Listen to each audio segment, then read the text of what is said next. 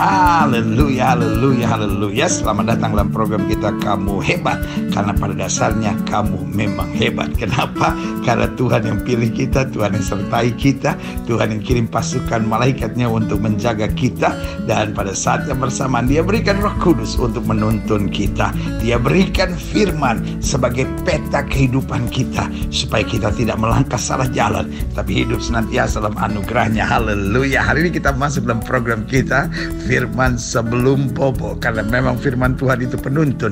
Firman Tuhan menguatkan kita. Bahkan Alkitab ajarkan ketika Yesus menghadapi pencobaan dari kegelapan, Yesus hanya berkata, ada tertulis, ada tertulis, ada tertulis. Berarti jelas Alkitab bilang manusia hidup bukan dari roti saja, tapi dari setiap firman yang keluar dari mulutnya Allah. Berarti firman Allah adalah kehidupan, firman Allah adalah kekuatan. Tapi pada saat yang bersamaan firman Allah juga senjata buat kita untuk menghancurkan musuh. Nah, saudara yang kasih dalam Tuhan, kiranya lewat firman ini setiap saudara menerima berkat-berkat Tuhan. Haleluya.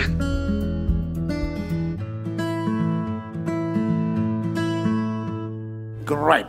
Hari ini kita masuk pada bagian yang keempat. Pembahasan kita hari ini tentang El Olam, the everlasting God, Allah yang kekal. Buka kitab kita sama-sama. Kejadian pasalnya yang ke-21 ayat 33. Lalu Abraham menanam sebatang pohon tamariska di Beersheba. Dan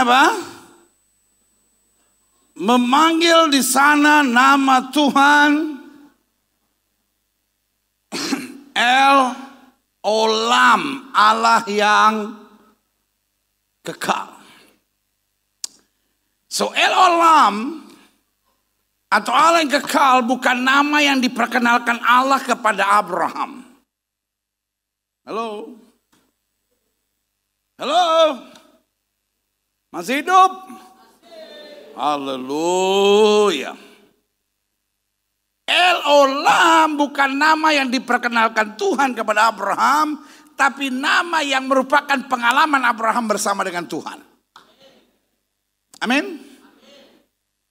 Itu selalu saya bilang, jangan pernah pusing apa nama Tuhan, karena Tuhan adalah segalanya di dalam segalanya.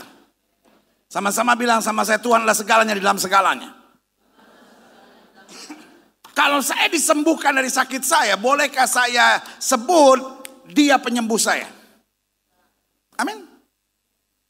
Kalau saya pernah mengalami rumah tangga yang hancur, lalu bolehkah saya menyebut Allah sebagai pemulih rumah tangga saya?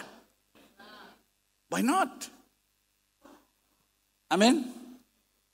Kalau saya pernah ada dalam bahaya, saya pernah ada dalam malapetaka, lalu Tuhan menyelamatkan saya, bolehkah saya memanggil Dia sebagai penyelamat saya di tengah bahaya? Why not? Tuhan adalah segalanya di dalam segalanya. Setuju sama saya, katakan amin. Amin. Buat Yunus, Tuhan yang membawa saya keluar dari lubang kubur. Tuhan yang melepaskan saya dari dunia orang mati. Kenapa? Karena Yunus mengalami berada di perut ikan. Untung dia taat, makanya keluar dari depan. Coba dia nggak taat.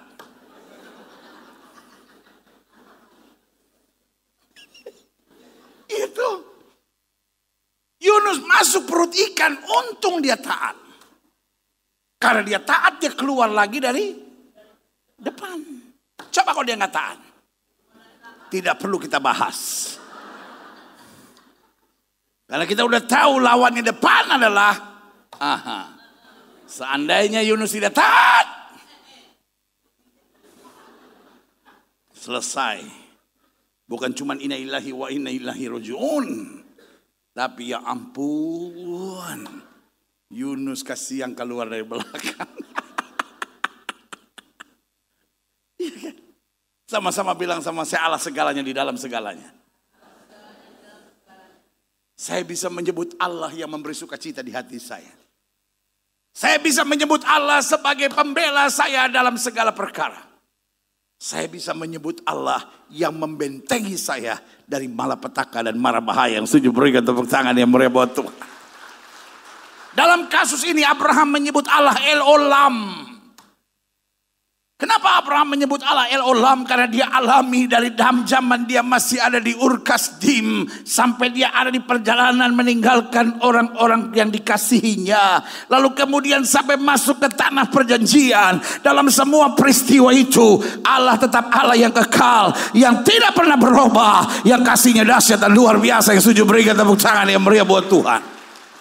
Amin. Yeremia 10 ayat 10.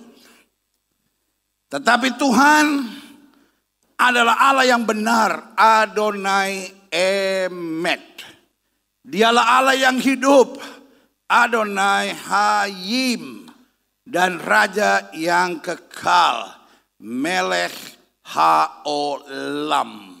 Bumi goncang karena murkanya dan bangsa-bangsa dikatakan apa? Tidak tahan akan geramnya.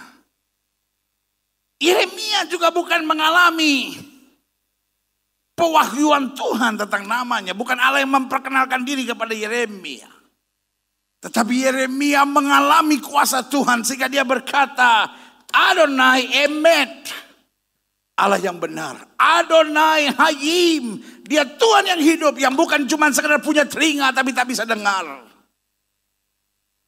Bukankah banyak patung ada telinganya tapi gak bisa dengar? Bukankah ada patung ada tangannya? Bahkan kadang-kala di kasir-kasir restoran-restoran tertentu dia begini-begini. Kadang-kala saya masuk restoran, ada patung di situ, tangannya banyak begini. Tapi nggak bisa buat apa-apa. Tangan Allah saya tidak terlihat. Tetapi dia Adonai Hayim. Dia Allah yang hidup, yang bisa kuatkan saya, yang bisa bela saya, yang bisa angkat saya, yang bisa sertai saya, yang bisa memberikan segala yang tidak pernah saya pikirkan. Amin. Dia percaya Allah sebagai Melech Haolam, yang artinya raja yang kekal. Kapanpun dia tetap mengatur segala sesuatunya dengan cara yang dahsyat. Klik. Yakobus 1 ayat 17. Setiap pemberian yang baik dan setiap anugerah yang sempurna apa? Datangnya dari atas. Diturunkan dari apa? Father of lights. Bapa segala terang. Padanya tidak ada apa? Perubahan atau bayangan karena pertukaran. Salah satu yang menyebalkan hidup manusia adalah perubahan.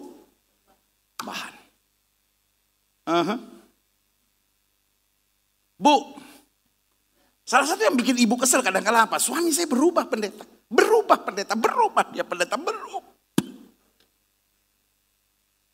Dulu dia sangat perhatian pendeta, setiap jam 12 dia tanyain saya, udah mamam? Heran orang kalau pacaran kayak gak ada pertanyaan lain, udah mamam?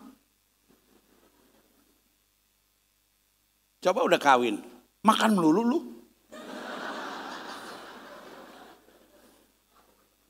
Bu, suami ibu berubah gak bu? Dulu perhatian banget dia pendeta, gak tahu sekarang. Saya hanya dianggap segumpal apa kali buat dia. Dia sangat perhatian pendeta. Udah mamam. Walaupun saya bilang, aduh saya gak mau makan udah gemuk. Aduh kamu makin gemuk makin cabi kok. Jangan sekarang kalau sudah tanya. Udah makan lu? Enggak, aku udah gemuk. Iya sih lu udah kayak kebo.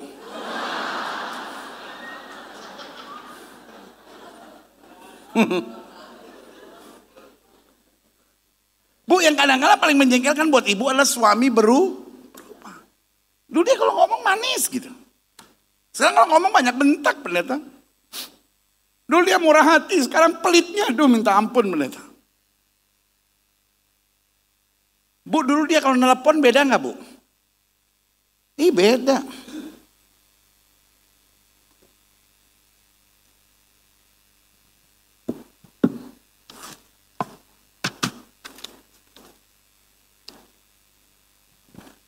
Samsung.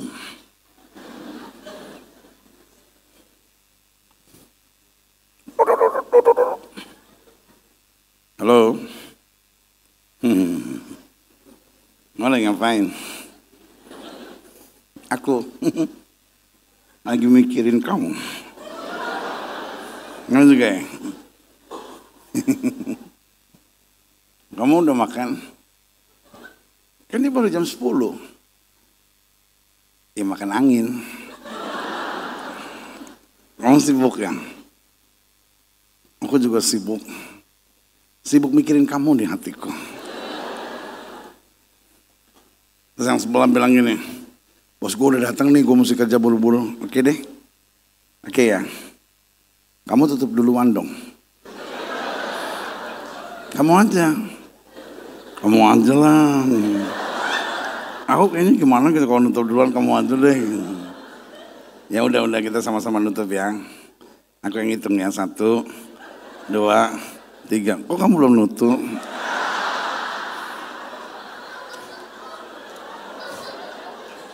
Enak gak sih ngeliat kelakuan begitu? Tutup aja, kenapa sih? Emang kalau tutup artinya putus apa? Biasanya udah sering ngomong, oke ya, bye, I love you, whatever. Ya kan? Ini emang ini aja norak banget gitu. Kamu duluan dong tutup. Kamu aja. Ayo kita hitungin 1, 2, 3. Kok kamu belum tutup?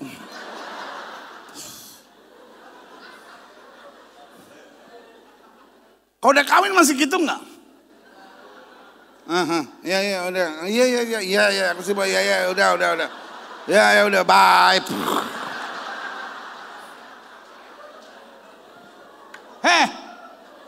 Lu yang muda-muda jangan ketawa lu, ntar lu ngalamin sendiri lu. Sekarang dia ntar lu juga begitu kelakuannya, lihat aja lu. Kita sekarang diketawain sama dia. Mentang-mentang kita udah pada nikah di sini, lu yang masih begitu nih. Kamu tutup duluan dong.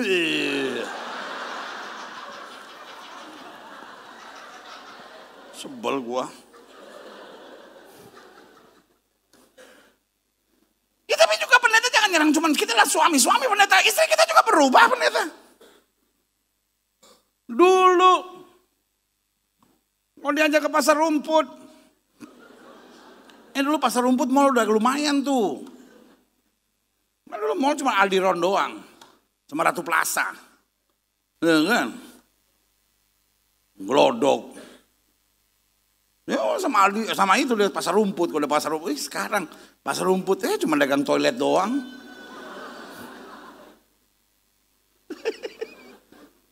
Lu saya ajak pacar saya ke pasar rumput pendeta. Saya tanya, mau beli sepatu enggak? Aduh enggak. Aku nggak butuh apa-apa, cuma engkau yang aku butuhkan dalam hidup ini.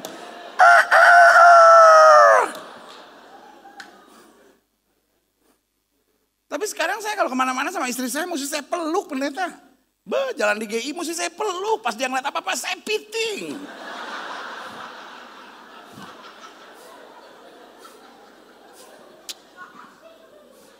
Sebab kalau enggak pendeta dulu saya aja paksa-paksa, udah dong beli sepatu, enggak mahal. Sekarang kamu nggak beli, murah. Oh kita diam sedikit langsung dia plak. Bayarin dong. Ini. Jangan ketawa bu, sadar. Pada dasarnya manusia apa? Berubah. Ada banyak orang yang nggak tahan. Aduh pendeta suami saya kayak,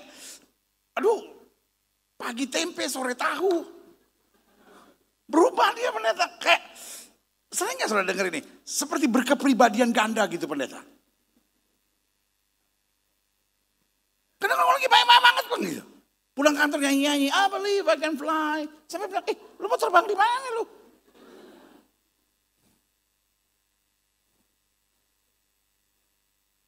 Tapi kalau lagi bete, dia pulang kantor, diem-diem aja.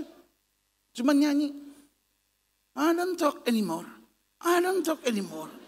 Apa lagi itu? Dia udah gak mau ngomong lagi gitu. Tidak sedikit suami yang ngerasa, istri saya itu kayak berkepribadian ganda gitu pendeta. Kalau lagi bahaya-bahaya gitu. Kalau lagi datang anginnya pendeta. Laler terbang aja diomelin. Hei ngapain lu di sini? Sampai lalarnya juga kaget.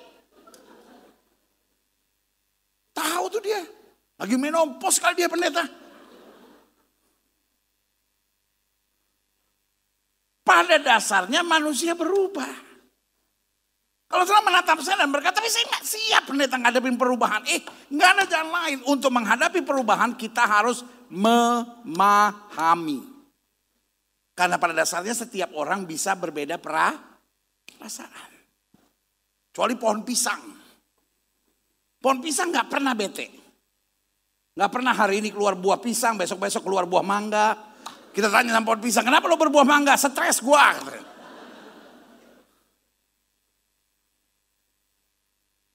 Nah kalau kita nggak belajar memahami, hidup akan berat buat kita. Kalau kita tuntut semua orang persis seperti yang kita harapkan, dunia akan terasa berat buat kita. Setuju, katakan amin. Hidup ini santai, santai aja. Ketika orang berubah, maka apa yang ada di hati kita cuma sederhana. Saya harus belajar memahami. Kenapa manusia boleh berubah. Tetapi tugas saya menabur kasih dimanapun Tuhan tempatkan. Yang setuju berikan tepuk tangan yang meriah. Sama-sama bilang saya harus memahami. Ya tapi kalau saya memahami orang lain juga harus memahami saya dong. Itu bedanya. Untuk kita, ketika suasana hati kita berubah, kita harus lawan. Sama-sama bilang harus lawan. Karena untuk itu Daud berkata apa? Daud bilang, hai jiwaku, berharaplah kepada Tuhan dan jangan lupakan segala kebaikannya. Artinya apa? Perasaan jangan diikutin. Sama-sama bilang sama saya, perasaan jangan diikutin. Kalau saudara lagi rasa kesal gitu, saudara lagi rasa jengkel gitu, nggak usah diikutin, lawan. Saya tahu Tuhan pelihara saya tahu Tuhan bela saya tahu Tuhan sertai saya tahu Tuhan selalu memberikan yang terbaik buat saya. Yang setuju sama saya katakan amin. Jelas sampai di sini? Manusia menghadapi perubahan. Tapi kalau kita menghadapi perubahan, kita nggak sakit hati, kita nggak kecewa, kita nggak stres. Kenapa? Karena kita tahu di tengah perubahan yang terjadi, Allah saya adalah Allah yang kekal, yang tidak menghadapi perubahan. Yang setuju berikan tepuk tangan yang meriah buat Tuhan. Ayat ini bilang apa? Padanya, coba kembali ke Yakobus, padanya tidak ada apa? Perubahan. Atau bayangan karena apa? Pertukaran. Makanya saya simpulkan begini. Salah satu yang tidak pernah ada dan tidak pernah akan mungkin dapat direbut manusia dalam kehidupannya adalah apa? Kekekalan. Jabatan sudah tidak kekal. Pangkat sudah tidak kekal. Harta sudah tidak kekal. Hidup sudah tidak kekal. Apa yang sudah punyai tidak kekal. Setuju? Orang sekarang ribut dengan obat awet muda. Apa aja pokoknya kalau dijual awet muda semua beli. Ada krem bisa bikin awet muda dibeli. Ada air bisa bikin awet muda, kangen water. Ada kangen water, ada kangen nasi padang, ada kangen sate babi. Ntar kalau ada apa tuh namanya. Dan kita tuh bodoh banget gitu, terpengaruh banget sama marketing. Pokoknya orang jual apa kita beli, karena obat awet muda. Dia nangis minta jadi obat awet muda juga itu. Kalau masker bengkoang bisa jadi obat awet muda, kita beli. Taruh masker di sini. Jangankan masker bengkoang. 2 truk bengkoang taruh di muka saudara. Tetap aja nggak bisa mudah. Pegang prinsip Alkitab. Alkitab bilang apa? Hati yang gembira adalah obat. Orang kalau hatinya gembira, orang kalau hidupnya bersyukur, orang kalau hatinya penuh dengan sukacita, Tuhan akan membuat hidup kita berbahagia. Yang setuju berikan tepuk tangan yang meriah buat Tuhan. Gak usah beli, saudara. Amin. Sama-sama bilang sama saya harus miliki hati yang gembira. Banyak penyakit bisa diselesaikan tanpa obat, tapi hanya dengan hati yang gembira.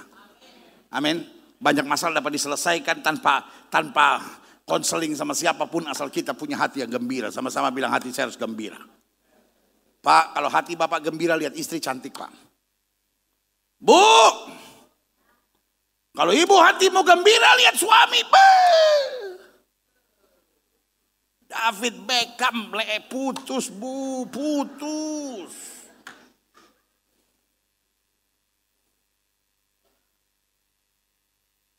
Ngerti nggak maksud saya? Ya, kan? Itu dia, Bu. Hati yang gembira membuat umur panjang. Jelas sampai di sini? Iya dong. Tapi usia tidak kekal. Makanya selalu saya bilang, setiap manusia pasti akan berhadapan dengan kehilangan. Kita bisa kehilangan orang yang kita cintai, kita bisa kehilangan harta kita bisa kehilangan sesuatu. Tetapi waktu Ayub in one day lost everything. Ayub bilang apa? Tuhan yang memberi, Tuhan yang mengambil. Terpujilah nama Tuhan. Yang setuju berikan tepuk tangan yang meriah buat Tuhan. He is ready for loss. Kenapa? Tahukah saudara bahwa sebetulnya anak Tuhan tidak pernah menghadapi kehilangan. Kalau saudara menatap saya dan berkata, tapi kata pendeta tadi kita bisa kehilangan orang yang kita cintai, kita bisa kehilangan harta kita bisa kehilangan sesuatu yang kita banggakan, kita bisa kehilangan pangkat dan kedudukan. Tetapi dengar baik buat anak Tuhan, kita tidak pernah akan menghadapi kehilangan. Kalaupun kita menghadapi kehilangan, Tuhan sedang menyediakan sesuatu yang lebih baik buat kita. Yang setuju berikan tepuk tangan yang meriah buat Tuhan. Amin. Jadi hidup Kristen gak usah stres dengan kehilangan. Orang yang kau cintai kau bisa kehilangan. Amin. Harta yang paling kau banggakan, sesuatu yang paling kau agungkan, bisa kehilangan. Tetapi di tengah kehilangan kita tahu, saya tidak pernah kehilangan satu Allah yang kekal, sumber segala sesuatunya, yang akan memberikan buat saya tepat pada waktunya. Yang setuju sama saya katakan amin. Ada orang yang kecewa dan keluar dari gereja. Kenapa? Karena saya nggak tahan. Saya udah berdoa, saya udah melayani Tuhan. Kenapa Tuhan izinkan rumah saya disita oleh bank? Ada orang yang sakit hati kecewa keluar dari pelayanan tinggalkan Tuhan. Karena dia merasa saya sudah berdoa. Kenapa mama yang saya kasihi harus meninggal ketika saya masih usia muda? Saudaraku, I am your pastor, I love you so much. Saya gembala saudara dan saya sayang sama saudara. Tapi perlu saya tekankan. Saya tidak bisa pastikan dalam hidup saudara bahwa engkau tidak akan kehilangan sesuatu. Tapi saya bisa pastikan apapun boleh hilang dalam hidupmu. Tapi kasih Tuhan akan memulihkan hidupmu 2 kali lipat. Yang setuju berikan tepuk tangan yang meriah buat Tuhan. Amin. Ayub kehilangan segalanya. Tuhan memberkati dia 2 kali lipat. Yusuf kehilangan jabatannya. Daniel kehilangan kedudukannya. Sadra, Mesa, Abednego kehilangan pangkatnya. Tapi izinkan saya mengingatkan buat saudara. Orang yang ada di dalam Tuhan untuk sementara boleh kehilangan. Tapi Tuhan akan memulihkannya dengan cara yang dahsyat. Berikan tepuk tangan yang meriah buat Tuhan. Kali itu saya catat di sini dalam pendahuluan. Salah satu yang tidak pernah kembali ke awal. Salah satu yang tidak pernah ada dan tidak akan pernah dapat direbut manusia dalam kehidupannya adalah apa? Kekekalan. Sebaliknya. Yang Allah tidak pernah dapat sangkali adalah apa? Kekekalannya. Justru sifat Allah adalah kekal. Makanya dalam bahasa Yunani dikatakan dia Alfa dan Omega. Dalam bahasa Ibrani dikatakan dia Alef, Ve, Taf. Artinya dia abjad yang pertama sampai abjad yang terakhir. Dia yang awal, dia yang akhir. Dia yang memulai, dia akan menyempurnakan. Yang setuju katakan amin. Klik. Aha. Kalau kita bicara dia kekal, maka ada beberapa hal yang perlu kita mengerti. Yang pertama, dia kekal dalam kepribadiannya. Artinya apa? Kepribadian yang tidak pernah berubah. Betul? Orang mau memuliakan dia, orang mau menghina dia, dia tetap Tuhan. Iya. Orang mau bilang, orang Kristen itu kafir, dia tetap Allah. Ya, kan ada banyak orang Kristen hari-hari kecewa. Kenapa? Kita dihina terus, kita direndahkan terus. Saya bangga sama Alkitab saya. Di Alkitab saya tidak pernah ada tulisan.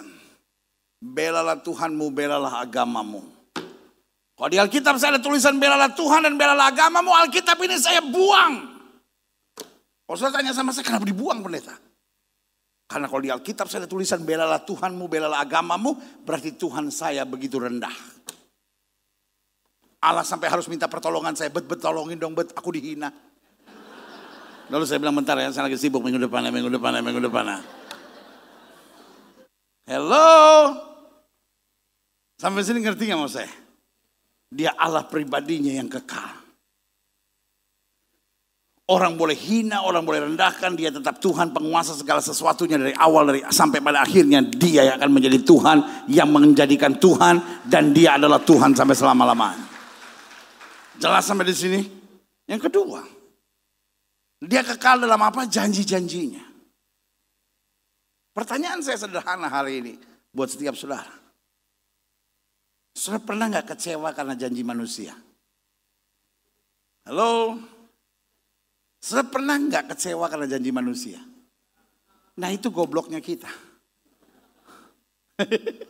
Gembala gue parah deh, gue pikir oh iya makanya harus kuat, malah dibilang goblok lagi. Loh iya kita udah tahu berkali-kali selama kita berharap sama manusia pasti kecewa. Masih juga kita gak mau belajar. Masih juga kita berharap sama manusia. Janji manusia banyak meleset. Dan kalau janji manusia meleset kita gak usah ngutuk-ngutukin. Masa dia janji sama saya begini terus. Karena manusia terbatas. Betul? Kalau orang berjanji sama saudara lalu dia gak tepati. Saudara gak usah kutuk-kutukin lah. Saudara gak usah stres lah. Masa dia janji begitu biar dia mampus tuh orang tuh. Biar dihajar Tuhan. Bek sampai tebelah-tebelah dia. Kenapa sih otak saudara keras gitu? Buat saya simpel. Kalau manusia meleset itu artinya dia terbatas. Yang salah bukan manusia tetapi saya. Kenapa saya berharap sama manusia? Padahal janji Tuhan tidak pernah meleset. Janji Tuhan kekal. Kalau Tuhan bilang engkau dan sisi keluargamu akan diselamatkan, itu berarti akan terjadi. Kalau Tuhan bilang kamu tidak akan turun tapi naik, kamu tidak akan jadi ekor jadi kepala, itu yang akan terjadi dalam hidup kita. Yang setuju berikan tepuk tangan yang mulia buat Tuhan. Sama-sama bilang sama saya, janji Tuhan tidak pernah meleset. Yang ketiga, kalau kita bicara tentang dia kekal dalam apa? Keputusannya. Allah bukan Allah yang berubah-berubah gitu. Tapi Allah Tuhan yang mengambil keputusan dan bertanggung jawab untuk itu. Amin. Tugas kita cuma menyelesaikan bagian kita. Bukan berarti karena dia berdaulat penuh, lalu apa yang terjadi? Ya udah pokoknya semua terserah Tuhan. Memang hidup ini ada takdir. Lalu kita menyanyi lagi, takdir memang kejam. Repotnya ini kan kita kadang-kadang hanya bersandar pada takdir. Ya saya sih tahu pendeta, siapa sih orang gitu yang mau hamil di luar nikah. Tapi kalau takdirnya udah begini mau diapain? Itu bukan takdir, gila itu. Lu yang gila kok takdir disalahin. Para pendeta tuh kalau khotbah enak aja gitu. Jangan jadi istri piaraan, jangan jadi istri piaraan. Coba pendeta mikir pakai logika. Siapa yang mau jadi istri piaraan? Tapi kalau memang udah takdir Tuhan kayak gini, siapa yang bisa lawan? Ada pendeta-pendeta goblok malah, oh iya benar juga sih, benar juga. Ketemu saya bilang, nah lu yang genit takdir disalahin. Lu, ya udah tahu lagi orang masih dipepet juga. Saya boleh menantap saya dan berkata, tapi tadinya saya nggak tahu. Nah kalau udah tahu sadar, ngotot lagi.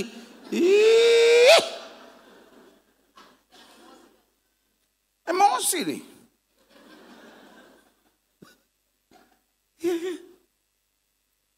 Itu bukan takdir. Karena gini, ada bagian yang harus saya kerjakan.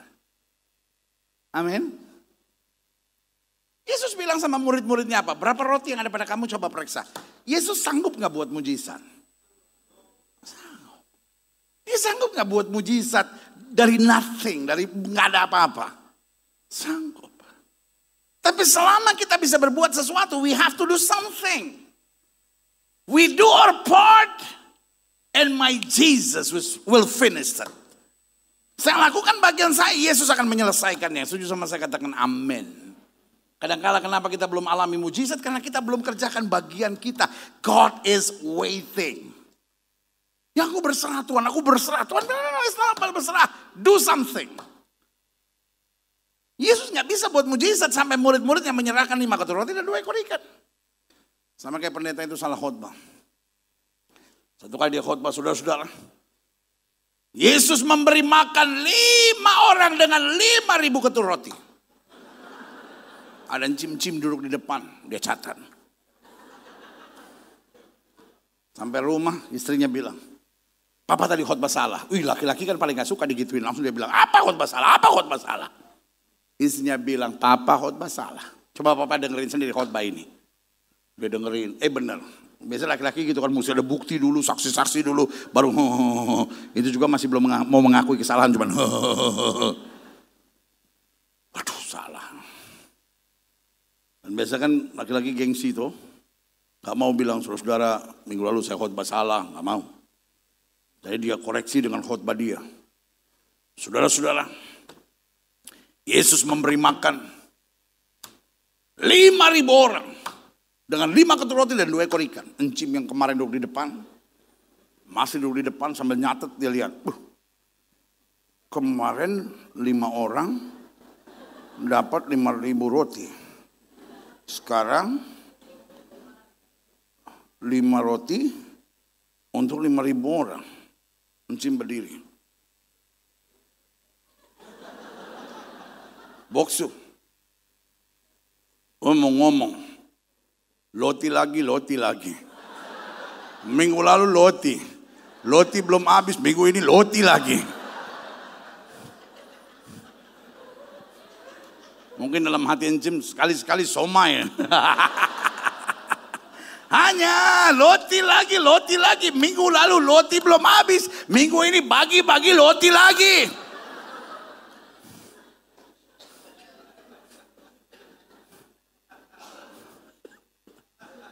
Allah kekal dalam keputusannya. Amin. But we have to do something. Sama-sama bilang sama saya harus kerjakan bagian saya. Amin. Allah akan menyempurnakannya. Haleluya. Berikan tepuk tangan yang meriah buat Tuhan. Yang keempat, dia kekal dalam apa? Dalam panggilan dan pilihan atas hidup kita. Sekali dia milih dan manggil kita, dia tetapkan kita. Jangan sudah pikir, kalau saya jatuh dalam dosa, maka Tuhan akan membuang saya. No. Engkau bisa jatuh dalam dosa, panggilan dan pilihan Tuhan tetap teguh dalam hidup saudara. Saudara boleh menatap saya dan bilang, kalau gitu enak dong, menatap kita hidup dalam dosa. No, dosa itu sakit. Karena dosa membuat kita diproses oleh Tuhan. Karena dosa membuat kita harus dipukul oleh Tuhan. Kenapa dia pukul saya? Dia emosi kali lihat saya? No. Dia pukul kita. Supaya kita makin bisa disempurnakan dalam kuasanya. Bukan karena dia emosi lihat kita jatuh dalam dosa. Tapi karena begitu sayangnya dia. Dia sempurnakan kita. Supaya segala yang buruk keluar dalam hidup kita. Supaya hanya segala yang indah yang Tuhan bisa sediakan dalam hidup kita. Yang setuju berikan tepuk tangan yang meriah. Nah. Sebagai kesimpulannya saya tekankan di sini begini. Memahami Allah sebagai El Olam, sebagai Allah yang kekal, maka yang pertama yang harus saya pahami, dia Allah yang teratur. Tidak pernah mendadak, tidak pernah terburu-buru, sehingga dia tidak pernah mengkarbit sesuatu. Ada banyak orang yang bilang, dia pendeta karbitan, dia pemimpin karbitan, dia pejabat karbitan. It's not with God. Barang siapa yang kukasihi, ya kuhajar dan kutegur. Kalau kamu ikut aku, pikul salib dan sangkal diri. Artinya sama-sama bilang sama saya proses. Dia Allah yang teratur. Sama-sama bilang sama saya teratur.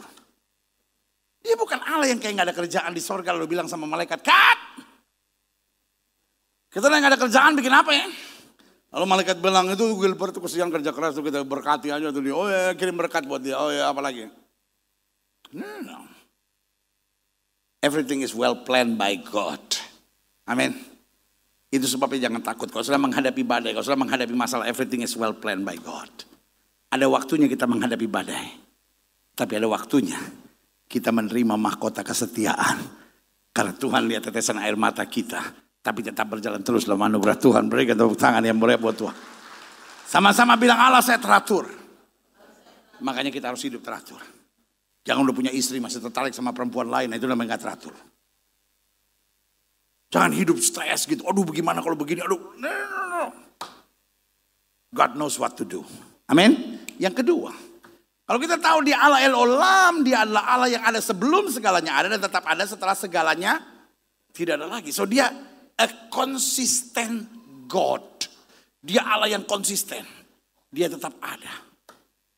Manusia boleh mereka-rekakan yang jahat. Allah tetap mereka-rekakannya untuk kebaikan. Amin. So hidup jangan mau terintimidasi oleh apapun. Jangan bilang bahwa tiba-tiba ada suara yang bilang sama saya gak mungkin kuat. Rumah tangga saya gak bisa bertahan. No, dia Allah El Olam. Dia ada sebelum segala sesuatunya ada. Dia tetap ada sampai segala sesuatunya tidak ada lagi. Amin. Untuk sementara kelihatannya dunia penuh gejolak. Tapi dia tetap Allah yang stabil. Amin. Berserah kepada Tuhan tidak pernah merugikan kita. Sama-sama bilang saya harus berserah. Yang ketiga, apa memahami Allah sebagai Allah El-Olam. Allah yang mandiri, tidak perlu bantuan apapun atau bantuan apa? Siapapun. Walaupun saudara tidak kenal orang kaya satupun, tapi kalau Tuhan mau tolong saudara, dia bisa tolong saudara dengan Allah yang ajaib. Dia tidak butuh bantuan apapun dan siapapun. Saudara boleh bilang sama saya, tapi pendeta saya gak kenal pengacara yang hebat. Pendeta saya gak kenal orang kuat di bangsa ini, tapi kalau Tuhan mau tolong, dia bisa tolong. Amin. Dia bisa tolong saudara melalui dokter, tapi dia juga bisa tolong saudara tanpa dokter. Amin. Iya kan? Waktu dia memanggil Lazarus, dia gak butuh siapa-siapa, dia panggil Lazarus. Keluar, Lazarus sudah tewas. Lu bayangin gak kalau kita kebaktian hari Minggu tiba-tiba peti mati dibawa ke depan sini? Bos, ini udah mati bos. Alkitab tidak berkata, maka Yesus panggil Petrus, Pet. Ambil minyak tawon, Pet. Pijit-pijitin kakinya, Pet. Kasih bawang merah, bawang putih, Pet. Sama tumbukan jahe, taruh di pusernya. Kayak orang zaman dulu masuk angin. Kadang-kadang kan kita sibuk gitu, aduh yang tolong saya siapa ya? Tuhan bisa pakai orang, tapi Tuhan juga tidak bisa pakai. Tuhan juga bisa tanpa orang terus, saudara. Jelas nggak sampai di sini? Kalau Tuhan pakai orang, hormatilah orang itu, karena orang itu adalah orang yang dipercaya Tuhan untuk menolong saudara. Kira-kira jelas sampai di sini? Siapa yang tolong Elia waktu dia tidak ada makanan di tepi sungai Kerit? Yang tolong dia adalah siapa? Burung gagak. Pagi dan petang burung gagak bawa daging.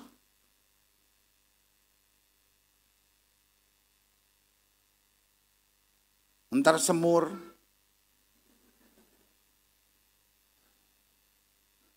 Entar dirica. Entar dirawon. Jadi pagi petang. Tuhan bisa pakai sesuatu, tapi Tuhan juga bisa tanpa sesuatu. Amin. Waktu Tuhan mau belah laut Teberau, Tuhan gak pakai burung gagak. Tuhan cuma pakai tongkat Musa, diangkat dan laut terbelah. Sama-sama bilang Tuhan tidak butuh apapun dan siapapun. Makanya kita harus beriman. Pokoknya dia Allah El-Olam. Kalau apapun yang dia mau pasti jadi, apapun yang dia tidak mau tidak bisa terjadi. Orang mau buat jahat bagaimanapun sama saudara, kalau Tuhan tidak menghendaki tidak bisa terjadi. So mau berjuang apapun, tapi kalau Tuhan bilang tidak akan bisa. Artinya apa? Hidup ini beriman saja. Bahwa Allahku menyediakan yang terbaik bagi aku. Berikan tepuk tangan yang meriah buat Tuhan. Haleluya. Dan akhirnya memahami Allah sebagai El-Olam. Saya jumpa yang keempat. Bahwa dia Allah yang berkuasa. Dalam bahasa Arabnya dikatakan untuk memberikan baka dan fana. Baka artinya kekal. Fana akhirnya artinya sementara. Ulangan 32, 39 bilang begini. Lihatlah sekarang. Bahwa akulah dia.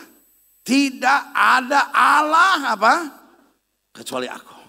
Akulah yang apa? Mematikan, akulah yang menghidupkan. Artinya gini. Aku bisa merendahkan, aku bisa meninggikan. Aku bisa memberkati, aku bisa mencabut segala berkat. Aku bisa menghidupkan, aku bisa mematikan. Aku telah meremukkan, tetapi akulah yang menyembuhkan. Dan seorang pun tidak ada yang dapat melepaskan dari tanganku. Amin. Sama-sama bilang sama saya, kuasa Tuhan sempurna. Jadi saudara gak usah takut kalau ada orang menghasut saudara. Adik-adik muda gak usah gentar kalau saudara menghadapi badai. Rumah tangga gak usah terancam kalau saudara ada masalah ekonomi atau apapun. Saudara yang dalam dunia karir, para pengusaha gak usah khawatir dengan berita-berita sekarang bahwa ekonomi gak bagus, situasi keamanan gak bagus, ini begini. Anak Tuhan Yesus tetap percaya pada Allah Olam, Allah sekekal, Allah yang menyelesaikan semuanya dengan dahsyat. Yang pegang kuasa bukan pemerintah, sorry to say that. Yang pegang kuasa bukan pengatur ekonomi dan pengatur kebijaksanaan. Yang mengatur semuanya tetap Tuhan. Ekonomi boleh buruk bagaimanapun, kalau Tuhan bilang kamu naik, kamu akan naik. Amin. Adik-adik muda sudah boleh bilang sama saya, tapi saya dari keluarga miskin. Kalau Tuhan bilang kamu naik, kamu naik. Dia yang berkuasa mematikan, dia berkuasa menghidupkan. Amin. Karena itu satu bagian penutup dalam bahasa Ibrani yang saya suka istilahnya. Dalam Yeremia 10 ayat 10 bilang Adonai Elohim Emet Hu Elohim Hayim Femelech Olam. Artinya apa pendeta? Adonai itu artinya Tuhan. Elohim itu artinya Allah. Allah Emet itu artinya Allah kebenaran, Allah yang benar. Hu Elohim Hayim, Allah yang hidup. Femelech Olam, dan dia juga raja yang kekal. Artinya kalau Tuhan bertindak, dia tidak bertindak setengah-setengah. Dia tetap raja. Dia mau dihina, dia mau dijatuhkan, dia mau direndahkan. Dia mau dihantam badai, dia mau dalam situasi yang sukar. Dia tidak pernah mengalami posisi yang sukar. Dia tetap raja penguasa segala sesuatunya. Yang melakukan jauh lebih daripada apa yang kita pikirkan dan doakan. Berikan tepuk tangan yang meriah buat Tuhan.